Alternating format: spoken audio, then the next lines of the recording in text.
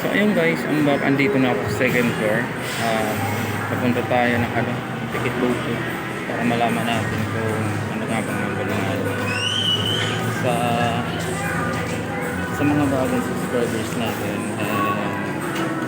mga viewers natin. Salamat sa inyo lahat. And ayun, kung may mga katanungan kayo, mag-comment kayo sa akin. Pag nakita ko yan, at ko kayong re-replyan mga idol. Nakita ko na yung ticket booth ko na kaya meron doon. Para malaman natin ano yan, pupunta na ako doon. At ayun, so medyo maraming tao ngayon mga idol dito sa PX. Kahit ano, ganyan medyo matao. Maraming tao. So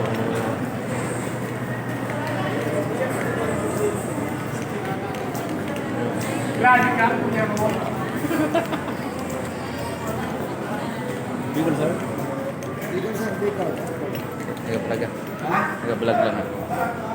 So ayun mga idol, nandito na tayo sa ticket booth.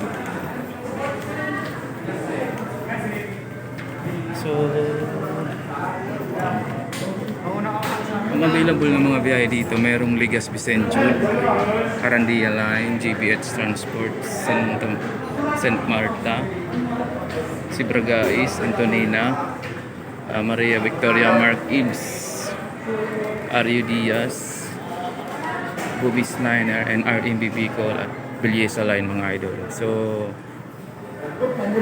totoo nga yung sabi ng Antonina Line, ang post nila sa kanilang page na meron na sila dito ticket booth area. So baka nalipat yung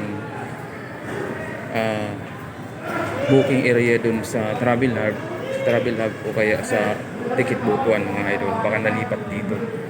Kaya dito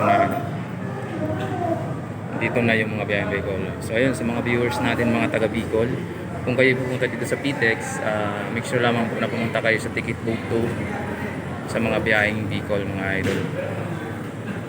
So i-check natin yung ticket booth 1 at saka Travel Hub mga idol. So let's go, samahan niyo ako.